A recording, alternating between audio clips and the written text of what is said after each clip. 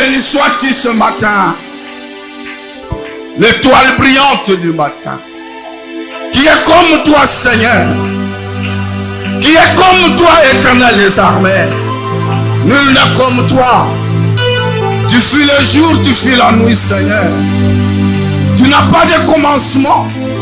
Tu n'as pas de fin, Seigneur. Les cieux des cieux ne peuvent te contenir. Tu sondes le cœur et le rein. Nous te bénissons ce matin. Nous t'exaltons ce matin. Toi qui as ramassé Kibila. Toi qui as ramassé Kiziamina, Seigneur. Oh mon Dieu, mon roi. Tu lui as donné une vision. De cette vision, Seigneur, nous avons cru en toi. Tu as fait de nous ce que nous sommes. Nous qui étions perdus. Nous qui étions rejetés. Nous qui étions condamnés à la mort. Mais mon Dieu, mon roi, par le chemin d'une personne, tendre Père éternel, tu as fait de nous ce que nous sommes aujourd'hui. Tu as fait de nous des saints, Seigneur. Comment ne pas te glorifier? Comment ne pas te rendre de multiples actions de grâce? Oui, Seigneur Jésus, pendant que les cieux des cieux ne peuvent te contenir, mais tu as décidé d'habiter en nous. Tu as décidé d'habiter en nous, malgré ta grandeur. Malgré ta grandeur, tu as fait en sorte, Seigneur, que tu sois en nous. Que tu sois en nous. Que tu sois en nous. Et tu nous dis dans ta parole, Christ en nous. Christ en nous. Christ en nous. Christ en nous, c'est l'espérance de la gloire. C'est l'espérance de la gloire. Oui, nous sommes glorieux. Nous sommes glorieux. Nous sommes glorieux parce que tu es en nous. Que la gloire, la louange revienne à toi, toi seul. Dans le nom de Jésus-Christ. Ainsi prié. Amen. Amen. Gloire à Jésus. Nous ouvrons nos Bibles.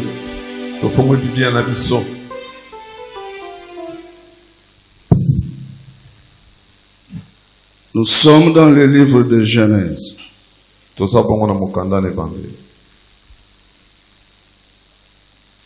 Au chapitre 37. Nous lisons du 5e au 10e verset. Nous sauterons, nous lirons le verset 27. Nous sauterons, nous lirons le verset 33 jusqu'au verset 36. Nous lisons au nom de Jésus-Christ. Joseph fit un rêve et il raconta à ses frères qui le détestèrent encore plus. Il leur dit, écoutez donc le rêve que j'ai fait. Nous étions en train d'attacher des gerbes au milieu des champs. Et voici que ma gerbe s'est dressée et est même restée debout. Vos gerbes l'ont alors entourée et se sont prosternés devant elle. Ses frères lui disent, est-ce que tu vas? Il les détestèrent encore plus à cause de ses rêves et de ses paroles. Joseph fit encore un autre rêve. Et il le raconta à ses frères. Il dit, je fais encore un rêve. Le soleil, la lune et 11 étoiles se prosternaient devant moi. Il le raconta à son père, à ses frères. Son père lui fit des reproches et lui dit, qu'est-ce que signifie le rêve que tu as fait? Faut-il que nous venions, moi, ta mère et tes frères, nous prosterner jusqu'à terre? Ma soeur, ma grande soeur, Angèle Koumou. Yaya nanga Angèle Koumou. Alléluia. Gloire au Seigneur. Alléluia. Kembo na Yahweh. Ma grande soeur, Angèle Koumou. Yaya nanga Angèle Koumou. Alléluia. Gloire au Seigneur. epa na bino matembele kaka kosenga matembele na ngai eza wapi. Dans ce chemin, je me suis dit, je viens glorifier le Seigneur avec ceux qui seront là ce matin. Je remercie le Seigneur pour mon Père. Partout où je serai, peut-être deux fois il peut dire c'est pas vrai, je l'appelle inoubliable, irremplaçable. Donc, papa nanga jour na koko remplacer na mutu mususu te, na kokipe ko comparer na mutu susu te. So, au travers de son ministère, biso ba mususu toyebi nzambe na mawape na ngolu na ye, il nous a appris qui est Jésus. Il nous disait il faut s'accrocher à Jésus. Il nous disait il faut aimer Jésus. C'est pourtant tozala kiko kende. Sorry pour na maloba musu sezo bima, je fais pas exprès. Et bima kayango moko. So c'est pour ça on est là. Donc naza vraiment mukie loko la fourmi liboso ya mosali na ye pe liboso na bino basali na ye parce que nous sommes complémentaires. Mais je veux juste dire à une personne, Dieu a toujours dit, si ton Dieu est mort, essaye le mien. Si tu le sais réellement, tu le verras. Parce que c'est ce qu'il a dit, tu essayes et tu continuer à essayer. Amen. So, alors, Moutou Azana Nabutu comme na temo va peselinga inga pe pareil, hein, ça me concerne. Le pasteur vient de dire le terme de ce mois où je sais pas si c'est le mois où vers de l'année de gloire en gloire. So, sous thème appelé ça le bi ata butu ezali tongo ekolanda kaka. Donc bisonyo so mutu moko azala kaka na butu na ye quelque part. Parce que nous là, nous voyons que l'apparence. Okoko ya ngai pe na koki koya naza ko seka, mais butu moko quelque part azala kaka dans la vie d'un homme. Alors ces butu là bien aimé nazo te ya te. Amen, ça c'est ma foi à moi. Je dis amen à ce thème que je ne peux encore na yokinyon sonamoulaï. Na lobi moi butu wana zakati nangai. Nanzela mosali na yetanga kote le matongo ekotana. Si toi tu crois aussi à cette parole, parce que le panier circule encore, il est en train de circuler. Lelo na yoki dada koloba nangai, je grossis. Bien aimé, je t'ai fait comme ça. Je fais des photos. Tant que ça la action évangélique, il y a des intercesseurs. J'ai des photos. Banananga tant que mon photo nanga papa il y a un cas numéro m'ont reconnu. Mais photo moko il y a Tobimi na retraite dit mamie c'est toi. J'ai dit yes. Ah non maman. On a reconnu maman Doudou, maman Youyou, mais toi non. Parce qu'il y a qui est. Alors, so ça c'est rien. Hôpital, ça c'est vraiment rien. Jesus Christ. Jesus Christ. Bien aimé, je veux dire, tu me permets, please, papi. Je viens dire à une personne ce matin, je viens pas prêcher. Bien aimé, toute hypocrisie. Nazako sakola na kat église, c'était pas prévu. Mais le Seigneur roi zamokolo église alinge bima, tike bimanango. Alléluia. Kosa na yo papa Emery, kosa na yo évangéliste, kosa na yo ngai, hallelujah. So, menzambo koko sa eti.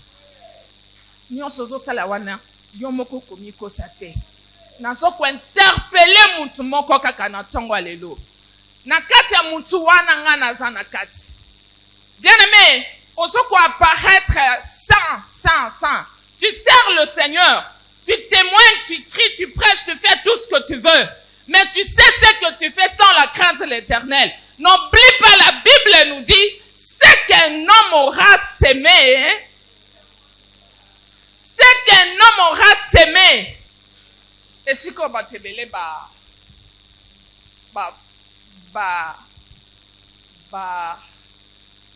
so, ils se sont sacrifiés. Donc, c'est-à-dire, à Tikinda Kunaye, net mutuaza mutumunene no, bino moko yebi pour aza pasteur na bino. Mais Dieu vous a fait grâce à la devant bino no, ou devant busso. Alléluia. Donc, il y a des sacrifices qui se font dans l'ombre. Je ne sais pas pourquoi. Sorry, je ne sais pas vraiment pourquoi. Mais je sens que je le dis. Ito yezoyo kangana tongo na lelo. Bien aimé Keba. Yo mutozali Obala nozotambola na basi ya batu mususu. Obala nozotambola na basi ya batu mususu. Ezel les fiancés, tu fais tout ce que tu veux, mais l'apparence tu donnes le contraire. Yo mutozo wu melanaka te escroquerie. C'est-à-dire on te donne, le pasteur te donne 10 euros, va acheter du jus. So, tu sais que le jus c'est 1 euro, tu viens, tu lui dis c'est 25 euros. Naza mo sankité, naza formé. Oh nazo lo banabino, nazo mi lo bela penga mok. Mais na yebitina te, c'est pas que je prévu. J'étais juste pour te dire, merci Seigneur parce que tu m'as mis là devant ton peuple. Merci, c'est grâce à ta prière que le mien. To sangani na li, son wotan feyome, mais nzamba lingo ezobi mebima. So, faites attention. Cherchons Dieu dans la sincérité. Dans la sincérité. Dans la sincérité. So, il faut chercher l'intimité personnelle avec Dieu. Personnelle. Obi nzambo azako za na toilette. Oh, ça. Oza na toilette, obi ba nzambe azana ngayawa. Oza na salle de bain, obi ke nzambe na azana ngayawa. Bino ba ko se masturba kana kati ba salle de bain. Oza kuto bala. Motiki moi sinon kuno ke ko se masturber. Je crois que je vais m'arrêter là. God bless you. Merci de m'avoir donné la parole, papa. Nzamba papa na biso, nzamba rigini. Il est le même. Le panier circule encore. God bless you. Acclamons Jésus. Acclamons le roi de roi. Alléluia. Nous sommes toujours témoignés pour te dire. Les prophéties nettes et claires. La prophétie à l'aventurité. Mais à chaque fois qu'on avait un message, si c'est 10 messages de la part du Seigneur, 7 messages passés par cette sœur. Et c'était vrai. L'église a mis son aventure. Tout ça a mis son aventure. Mais le Dieu qui nous donne le souffle de vie, le Dieu qui nous donne la santé, il est omniprésent. Il voit tout. Il sonde même les cœurs. On nous interpelle parce qu'il y a des hypocrites. On nous interpelle parce que nous avons une marche gauche-droite. Notre Dieu est miséricordieux. Il ne juge personne. Mais s'il nous interpelle, c'est pour que nous revenions. Pour que nous abandonnions. Nous sommes en train de faire de mal, de suivre sa voie. Alléluia. Gloire à Jésus. Alléluia. Gloire au Seigneur. Ne te sens pas culpabilisé, mais plutôt répands-toi et change de vie. Alléluia. Gloire à Jésus. Afin que tu vives. Natineto bika. Dis Amen. Kembo na yawe. Nous sommes venus ce matin. Tupambole mena tongo na lelo. Nous avons des visiteurs de marque. Toza papa ya kat nesika. Vous savez, je suis venu dans ce ministère comme un infiltré. Na kina tonga oyo neti mutu akobatama. Un infiltré. Donc quelqu'un sans identité. Moto bayebi malamu te. Il trouve des gens Akuti bat. qui ont une identité. Oyo bazana Et il nkada vient kombo s'infiltrer au milieu d'eux. ya koti na kati na bango. Alléluia. C'est comme un Angolais. Ezana ti mutu azana mboka na biso na Angola qui vient kuna. au milieu de Congolais. Aye kati na ba Congolais. Et dans ce ministère, quand je viens comme un infiltré, Kasi na kati na tonga oyo neti na yaki lolenga mutu ayebeni j'ai kombo te. trouvé des mamans. Nakutanaki na ba mama. Alléluia. Gloire à Jésus. J'ai trouvé des mamans, Nakutaki ba mama malgré leur âge, ata kombula na en bango train de servir l'Éternel. bakosalela Nzambe. Maman Christine, ça, elle peut se lever. Nous acclamons le roi des rois. Beteli Nzambe maboko mama la sotu si. Alléluia. Aujourd'hui, elle est pasteur dans notre assemblée de Menkao. Aboyaza mo sali na nzambe na sangana biso minkawo kuna. Alléluia. Kembo na yawe. Et c'est elle qui est la mère de notre sœur. Yende mama na biso, mama aboti ndeko na biso, mama C'est Angèle elle Kombo. qui a fait d'elle ce qu'elle est. Yende asungi kokoma esika kono. L'encadrement. Kobomba ye Alléluia. kobate. Amen. Alléluia. Amen.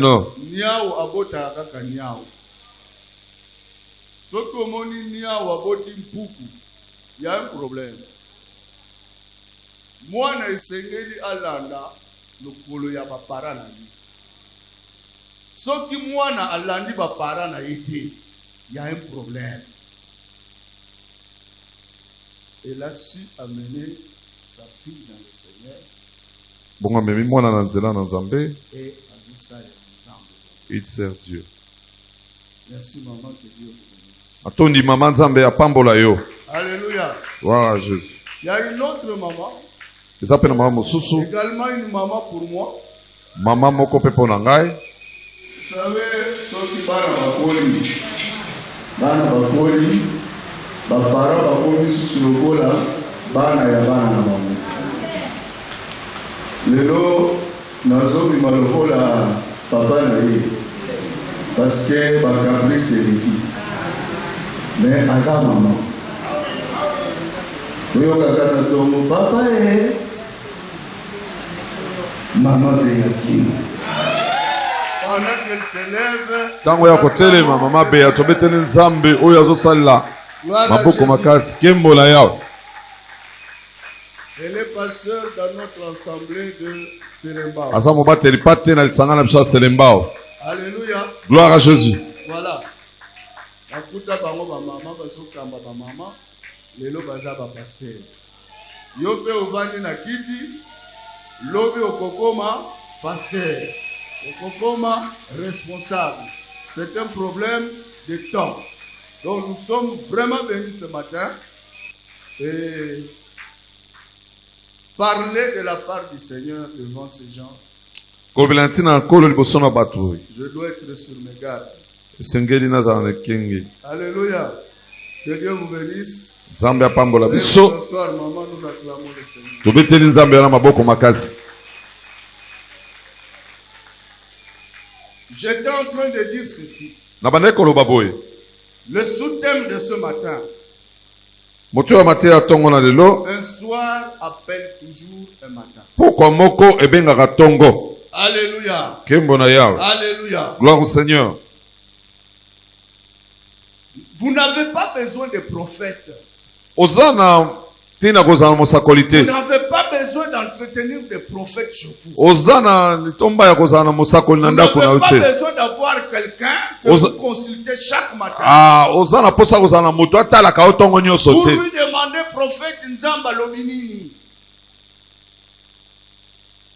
Prophète Lobinini Ponangai. Alléluia. Gloire à Jésus.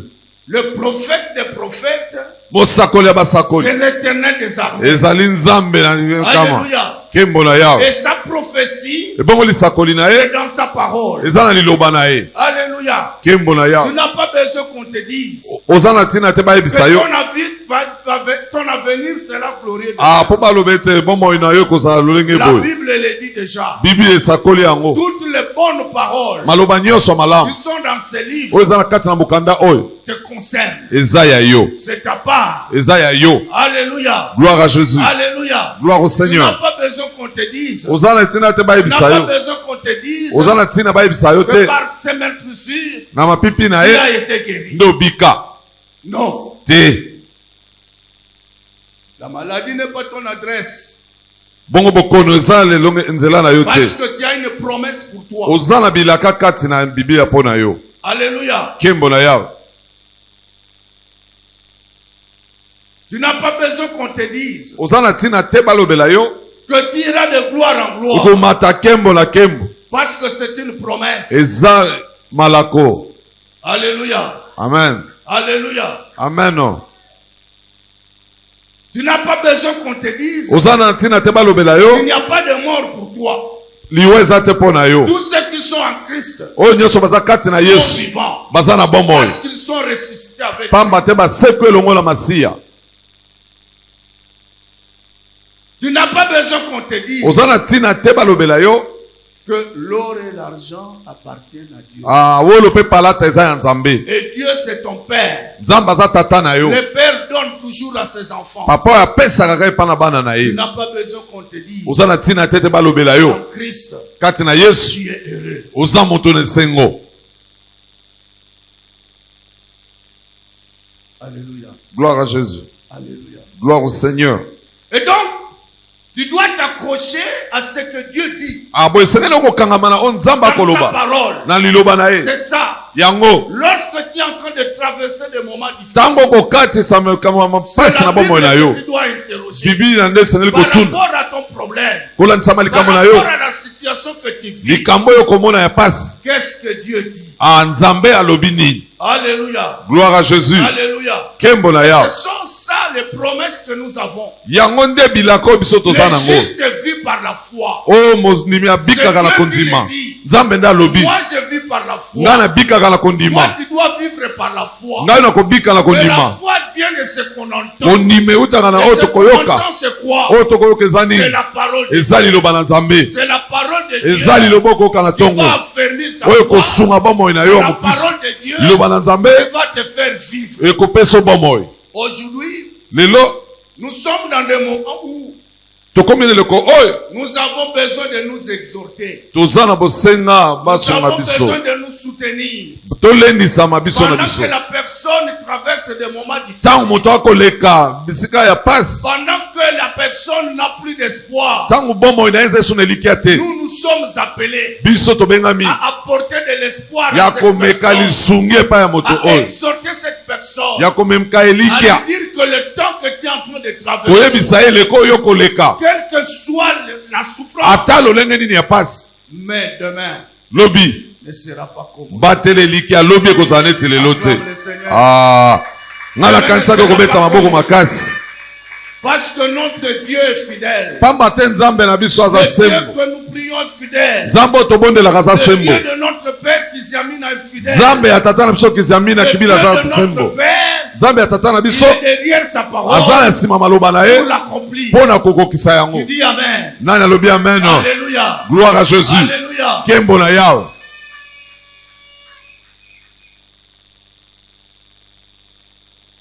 Il y avait une famille de 12 enfants. Ezalaki na libota na bana zomi na mibale. Et ces enfants vivaient ensemble avec leur père. Boye bana oyo bakobika elongo na tata na bango. Alléluia. Gloire au Seigneur. Il se fait que l'un d'eux va faire un rêve. Esalaki ete ndeko na bango moko amoni ndoto. Il dit, Alobi, nous étions en train de ramasser des gerbes. ah tozalaki boye kolokota matiti Mais j'ai constaté kasi namoni que toutes vos gerbes matiti na bino se nyonso sont prosternées devant la mienne. maboke nango egumbameli oyo ya ngai. Ils ont bien interprété. Ah, batalisi malamu. Mais ça veut dire que toi, tu vas régner sur nous. Ah bon, elobi boye yo kodondwa likolo na biso. Mais ça, c'était la haine. Ah, eboti zuwa kati na bango. Alléluia. Kembo na yawe. Alléluia. Gloire au Seigneur. Alléluia. Gloire à Jésus. Tout n'est pas bon à dire. Ah, likambo nyonso eza malamu koloba te. Tout n'est pas bon à exposer aux gens. Likambo nyonso eza malamu kobimisa boye te na Tes kwasepa la secrets, bato. ce sont tes secrets. Mabomba mi ezobeya yo moko. Aie une vie d'intimité avec Dieu. Ah, azala pe na bombo ya kobomba Ce mayo na que Dieu Nzambe. te dit, note-le. O Nzambe alobi koma. Alléluia. Gloire à Jésus. Et Joseph va faire un autre rêve dans le même sens. Boye Joseph amonaki lisu ndoto moko kolandisama na nga liboso. Attestant que dans les jours à venir, Ya kotalisa mikolo eza koya. il aura de l'ascendance sur ses Akozala frères. na komata koleka Il bandeko aura na de ye. l'ascendance sur ses parents. Akozala na komata likolo baboti na ye. Mais c'est Dieu qui avait parlé. Ezalaki te Nzambe koloba. Alléluia. Gloire à Jésus. Ce qui est écrit est écrit. Oyo ekomama ese ekomama. C'est que Dieu a décidé pour toi. Oyo Nzambe akani mpo na bomoi na yo. C'est que Dieu a écrit pour toi. Oyo Nzambe akomi na ntina bomoi na Que yo. le monde descende ou monte. Mokili emata ekita. Que les gens se réunissent ou pas. Bato basangana baloba ndenge Cela balingi. finira par s'accomplir. Boye likambo ekokokisamaka kaka. Alléluia. Gloire à Jésus. Ata babwaki yo na Même si on te jette dans l'eau. Même si on te jette dans une fleuve. Même si on te jette dans un lac. Même si on te jette dans un océan. Balobi esili akufi. Ah. Le poisson peut te valer. Ils vont te protéger dans l'eau. Pona nini. Parce que c'est que Dieu a dit. Po nzamba lobi na pomo na yo. Eko kisama. Tu dis amen. Ngala kanti wa bobeta maboko. Je suis en train de parler pour toi. Nazolo banatina na yo. De la part de l'Éternel. Eko ute pa na Nzambe. Alléluia. Gloire à Jésus.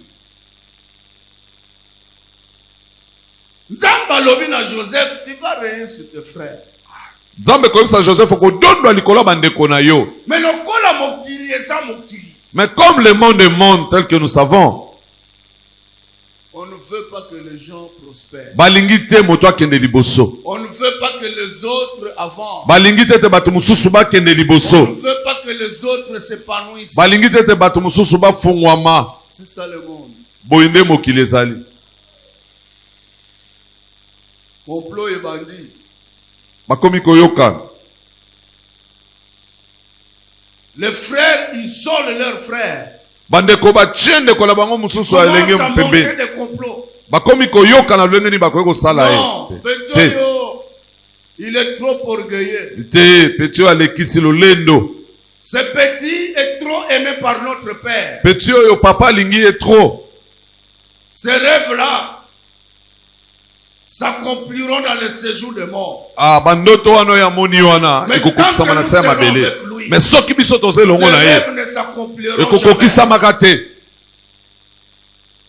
Il se décide de le jeter dans la citerne. Ah, boy babwa ki na kati ya libulu. Heureusement que la citerne était vide, il n'y avait pas d'eau. Ah, libulu pe babwa ki nzamba songa ki mai ezaki na kati. Oh Jésus.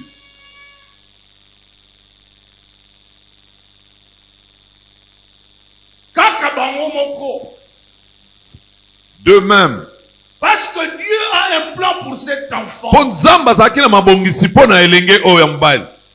mêmes gens qui sont en train de combattre Joseph, Dieu les utilise pour amener Joseph à la gloire. Avant que le dessein de Dieu s'accomplisse dans sa vie. Je déclare en tant que serviteur dans cette église, toutes les personnes qui sont en train de combattre, toutes les personnes qui sont en train de comploter pour toi, tout ce qu'ils sont en train de faire, ce n'est qu'un escalier pour t'amener à la gloire. Eux ne le savent pas. Ils ne savent pas. Ils doivent te faire souffrir. Mais je voudrais te dire ce matin, Dieu est sur le chemin de Dieu. Laisse-les faire. Laisse-les faire. Ils sont en train de travailler en ta faveur. Dis amen. Seulement toi. Demeure seulement fidèle à Dieu. Ne te cache pas de Dieu. Demeure seulement fidèle à Dieu. Tout ce qu'ils sont en train de faire, ils te privent à manger. Ils font des incantations chaque nuit. Ils font tout ce qu'ils font de mal. Ils sont en train de te préparer. Ils sont en train de te préparer. Ta petite. Pour que demain, tu parviennes à la gloire. Amen.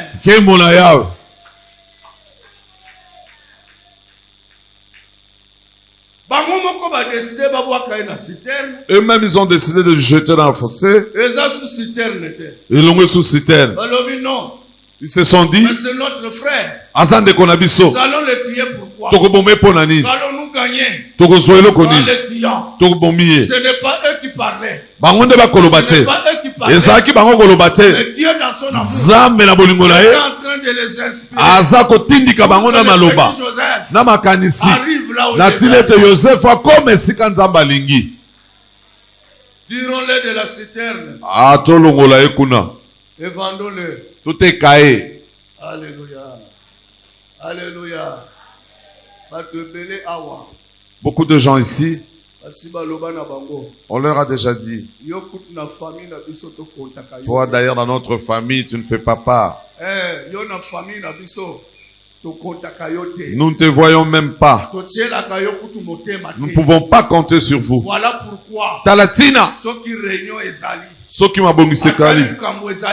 Même s'il y a une urgence, on ne peut pas t'intéresser. On ne peut pas te dire aussi l'information. Tu ne comptes pas pour nous. Tu ne peux rien faire. Laisse qu'on te voit comme ça. Mais Lobby, c'est toi qui seras. Ils viendront. Ils viendront te chercher demain. Tu seras utile. Laisse qu'on t'isole. Laisse qu'on te mette à côté. Quand tu es seul, commence à chercher le Seigneur. Ah, walando komina posa nzambe. Tu t'approches à Dieu. Okomo bele mapembe na nzambe. Okomi ko bele na nzambe. Yawe na tika le bele na yo. C'est en ce moment-là. Na le koana. C'est alors que Dieu se réveillera dans ta vie. Dieu te transforme. Akomi ko bongo la yo. Akomi ko pesa forme. Est-ce que je parle pour quelqu'un? Na kolobela na tina motomoko. Alléluia. Gloire à Jésus. Dieu travaille avec le temps. Zamba salaka na ngonga. Il travaille avec le temps. Asalaka na ngonga. Alléluia. Gloire à Jésus. Joseph a eu une promesse. Joseph tangazwa kelaka. Mais il arrive que. Et comme était. Un moment. Ngonga boko. Ça devient le soir. Et comme na pokwa. Tout est sombre dans sa vie. Nyose comme molili. Il est retiré de son père. Alongo ipemele ya papa na ye. Alléluia. Oya zai kolinga ye. Alléluia. Gloire à Jésus. Et séparé de son père. Akaboli na tata. Les enfants, ses grands frères. Bandeko na ye bakulu. On va les justifier. Bakende koloba La ko chance de Joseph. Pona nini Yosef azomona na te. Il faut monter un scénario. Seigneur ko salelo komoko wana théâtre. Monter une chose. Ko salelo Que le komoko. monde croirait vrai. Oyo mokili ko kanisa te lobi ya solo iyo. Abombi taba. Ils ont tué un animal. Azue lamba ba tiena makila. On a pris l'habit, on a plongé dans le sang. Ya papa, voilà, nous avons retrouvé la. Bongo batali si tata babi tala elamba ya mwana na yo. Regarde du sang. Tala makila. Certainement une bête féroce. Ah, nyama ya kanda panzaki yene. Mais la tunique est là. Papa connaît la tunique de son fils. Papa yebaki elamba ya mwana na Et ye. c'est vrai, c'est la tunique de son fils. Alobi soleze elamba ya mwana. Et il voit le sang. Atali amoni makila. Qu'est-ce que papa fait? Papa koloba lisuni. Il ne peut que croire. Akondi makak. C'est fini. Esili. Et papa organise le deuil. Papa bongisi bongo Pour matanga. son fils. Pona mwana na ye. Alors que cet enfant, Zoka nde mwana il oyo. est quelque part. Aze sika Il est en songolo. train d'avancer. Azobenda ye Il na est en train singa. d'avancer. Bazobenda ye na Les singa. petits venaient d'être vendus Bauti koteka ye. à des gens. Na batu Et bapaya. les petits se retrouvent dans la maison de Pe ake kuna boya moni akoti na ndako ya mokonzi.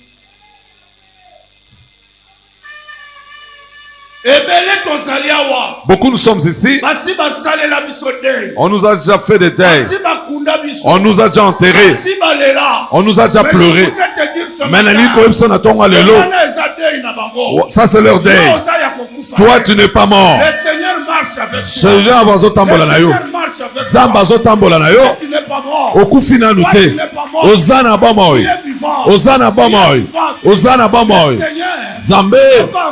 Alobi na loba ya suka te na bomoi na yo. Akoti te.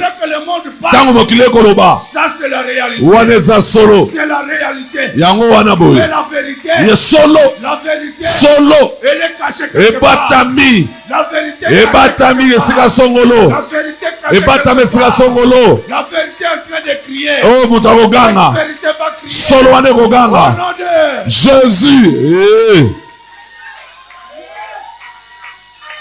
La vérité crie.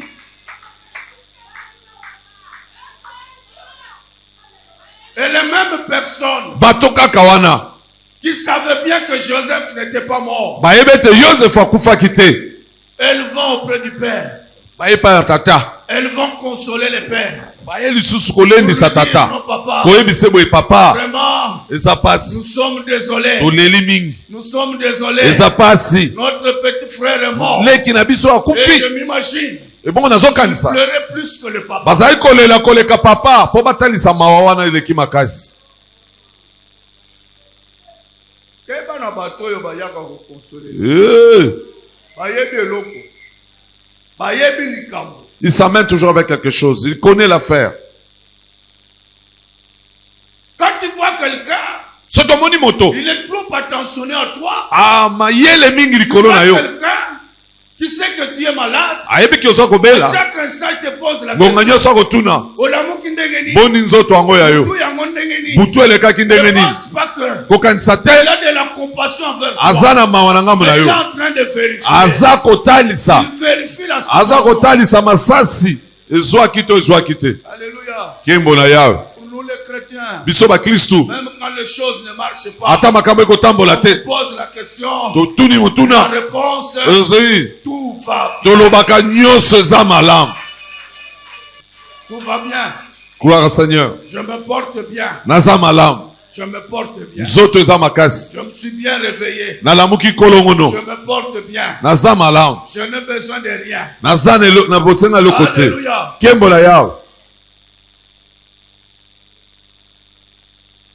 Joseph qui a des promesses. Joseph il est abandonné par ses frères. Il est vendu par ses frères. Non pas qu'il était bébé. Il avait déjà le discernement. Il comprenait tout ce qui était en train de se passer. Il a vu comment ses frères ont pris l'argent. Ils ont pris l'argent. Et comment ils l'ont vendu. Ils l'ont livré à des étrangers. Et Joseph s'amenait avec cette souffrance-là. S'amenait avec cette souffrance-là. Tel que maman venait de dire ici. Tel que nous sommes ici. C'est pourquoi Dieu a dit, n'enviez jamais les gens.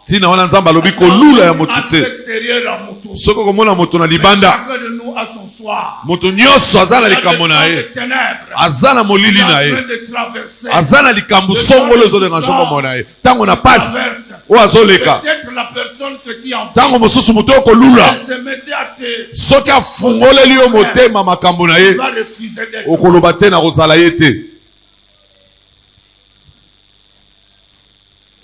Joseph arrive dans la maison de Potiphar.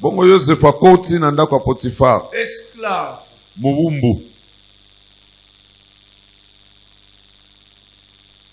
Le secret.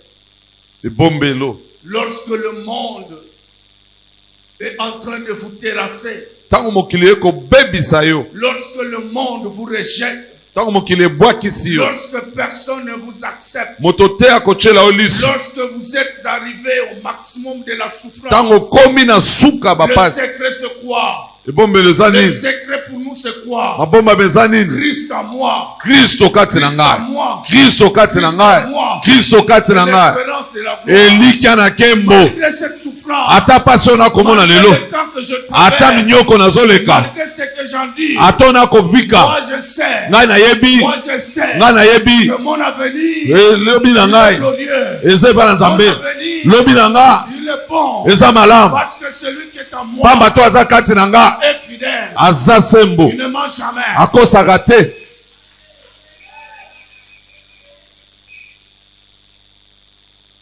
Comme Joseph portait le roi des rois en lui. Comme il marchait avec lui. Comme la grâce de Dieu s'irabonnait. Partout il allait. Il avait la faveur. Il avait la faveur même de son maître. Et tout ce qu'il faisait était en train de prospérer.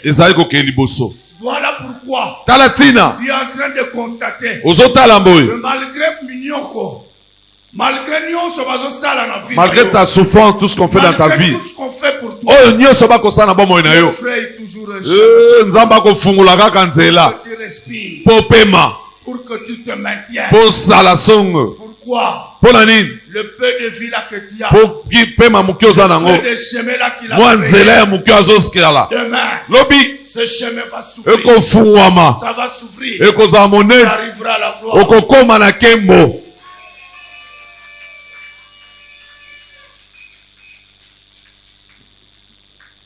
esclave comme un Potiphar. Moi, c'est Potiphar alors Kazana Mobile. La femme de Potiphar avait son mari. Mobile Yamoni Joseph. Et cette femme qui voit Joseph. Ah. Moi qui ai des promesses de Dieu. Moi qui connais le Dieu de mes pères. Madame, ma maîtresse, maman, chef, ce que tu me demandes là, je ne le ferai jamais. Je ne le ferai jamais. Si nous voulons arriver à la gloire, si nous voulons que les promesses de Dieu craignons l'Éternel des armées. Craignons l'Éternel des armées. Soyons fidèles à Dieu. Ne soyons pas hypocrites. On a dit ici, même dans ta toilette, même dans ta douche, sache que l'Éternel est là. Il est en train de te voir. Il est en train de te voir. Ne te masturbe pas. Ne te masturbe pas. Je te demande à Dieu, Seigneur, fais-moi grâce d'avoir une femme. Je me marie normalement.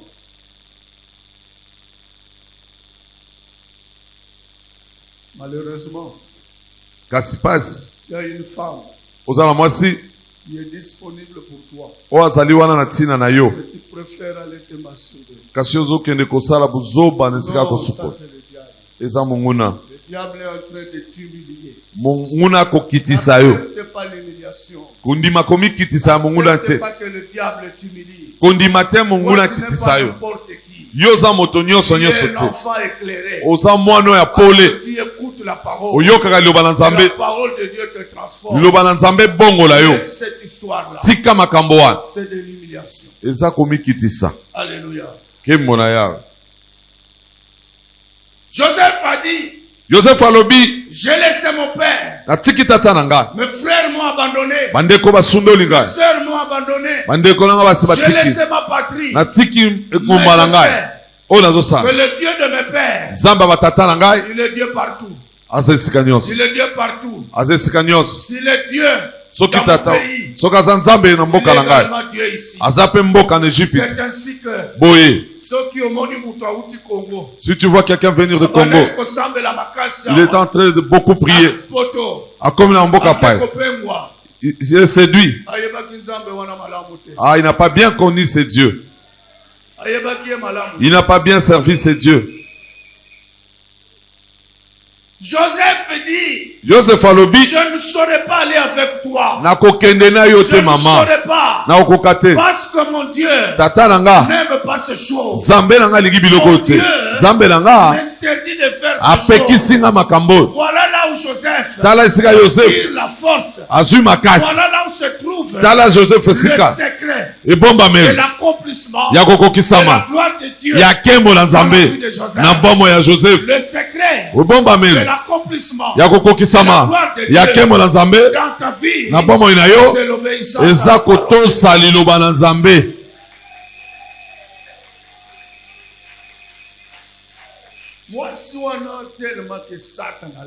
Cette femme tellement que le diable l'avait possédée. Vous savez que ce n'est pas seulement les hommes qui violent les femmes. Les femmes aussi violent les hommes. Oui, les femmes aussi violent les hommes. Et tellement que Joseph a résisté. La femme de son maître s'est décidée de le violer. Lelo na kokosala mona makasi.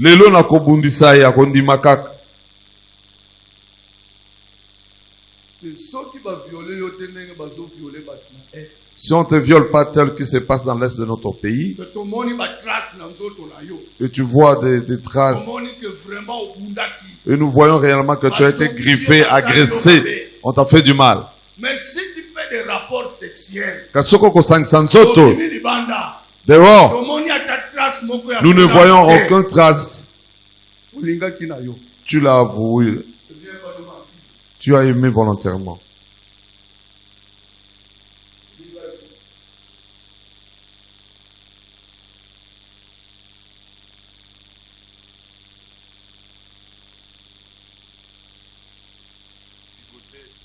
Ils vont te braquer et tu n'auras pas de force à réagir.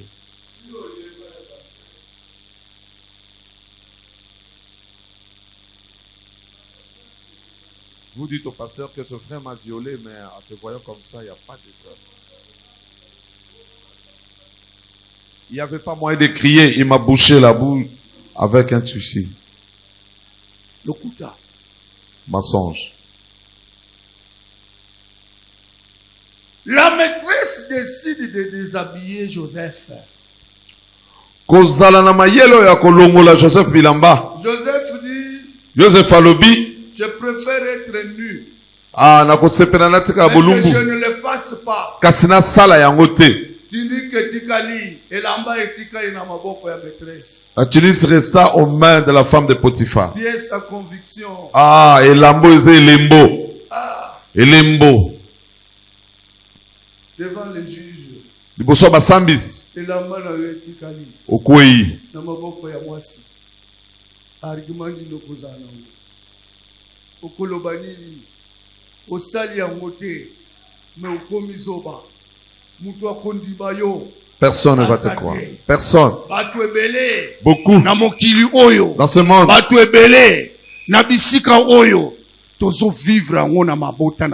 Beaucoup nous sommes en train de vivre. Beaucoup vivent sans niveau du travail. Même dans notre milieu. Ce qui ne sait pas. Tu ne sais pas la cause. Tu ne sais pas l'histoire. On te colle ça au dos. Tu te justifies, c'est pas moi. Personne ne te croit. Mais je voudrais te rassurer. Pendant que personne ne te croit. Pendant que personne ne te croit. Mais il y a le Dieu Tout-Puissant. Il y a le Dieu Tout-Puissant qui connaît la vérité.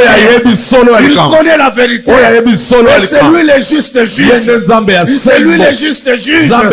Il s'élèvera le dernier. Il s'élèvera le dernier. Et le jour où il s'élève le dernier, le matin va apparaître. Le matin va apparaître. Tu quitteras le soir. Tu arriveras au matin. Parce que Dieu a décidé. On a parlé en dernier. Gloire au Seigneur.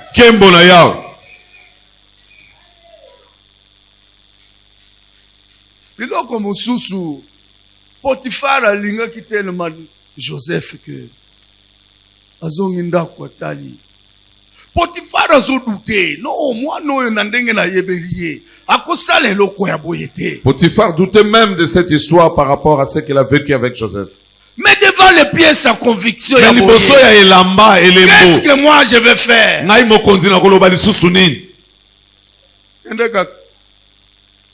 Vas-y seulement. Tu es sacrifié. Se retrouve en prison.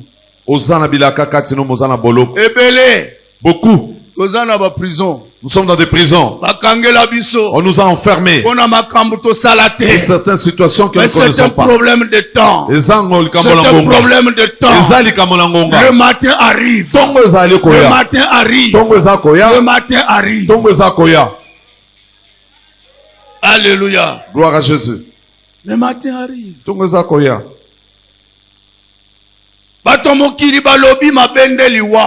Ah, les gens du monde disent le malheur que la mort. Je ne mourrai pas. Tant que le dessein de Dieu dans ma vie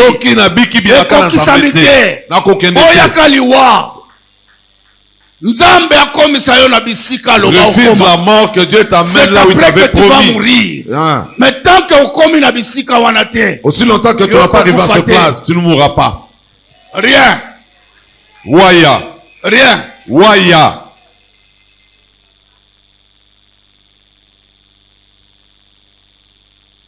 Joseph a commis la prison.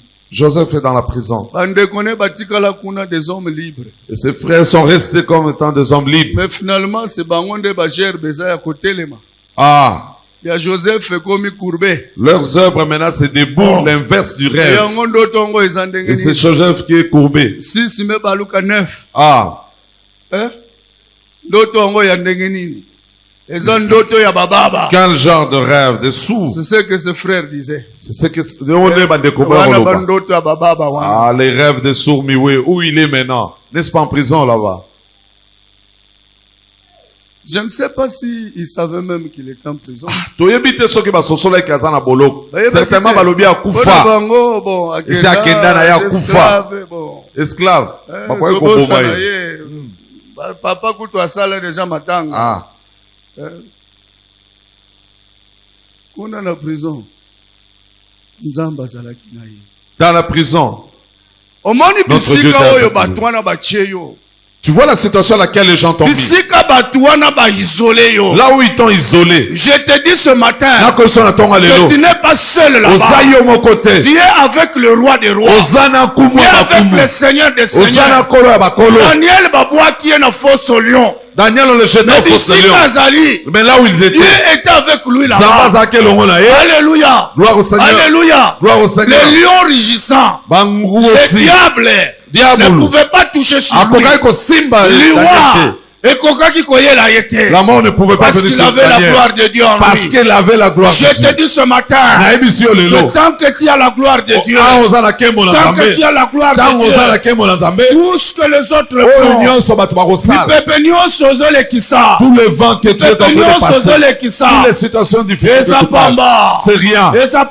C'est rien. C'est rien. Tu étais à 19h, tu es en train d'avancer, au commune à 20h, commune à 21h, 22h, l'heure se décale, l'aiguille sur qui, l'aiguille roule, 1h du matin, 2h, 3h, 4h, 5h,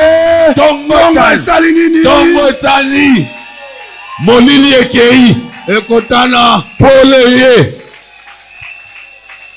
Babimisiye, on le fait sortir. Nous connaissons, il y a quelqu'un à la prison. Lui là, les rêves, c'est rien. Il fait interpréter les visions sans lui rien. Je voudrais te dire que le don que Dieu a mis en toi, le don que tu as, va crier un jour. Va crier un jour. Va crier un jour. Ça te fera sortir de cette situation malheureuse. C'est ça qui t'amènera à la gloire. Cela t'amènera à la gloire. Vision. La personne avait le don de vision. Alléluia. Gloire à Jésus. On a cherché dans tout le royaume. Les gens servent. Incapables d'interpréter les songes. Dieu est le maître des temps de circonstances. Ma collègue n'a eu en prison, mais ce jour-là, Dieu est allé bouger leur tête, leur cerveau. J'ai mon serviteur là-bas. Il y a mon serviteur que vous avez oublié. Il vous a dit des choses. Il a cette capacité. Appelez-lui. Et Joseph sort de la prison. Mais comme il ne doit pas paraître sale. Mais le lenga koi kobima salité. Oh, Paul c'est kotaki. Bakomi ko sukolaye. Bazo bongisaye.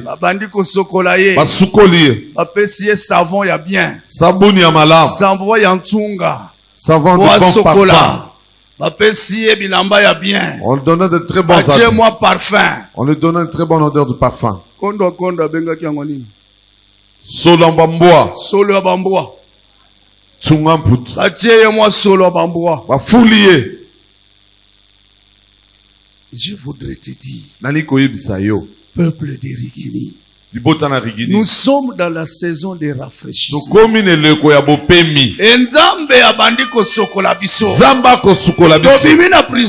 Nous sortons de la prison. Nous allons quelque part. Il commence à nous entretenir. Il te revêtit. Parce que nous devons rencontrer le roi des rois. Parce que tu vas rencontrer le roi des rois. Alléluia. Gloire à Jésus.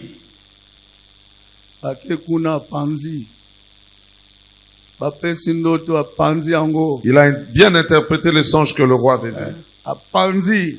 Il a tout dit. Il faut quelqu'un pour matérialiser. Pour akokisa. T'as la stratégie. Makambonga na ebisi wana. Oh Jésus. Je voudrais clôturer. Papa Pipo, il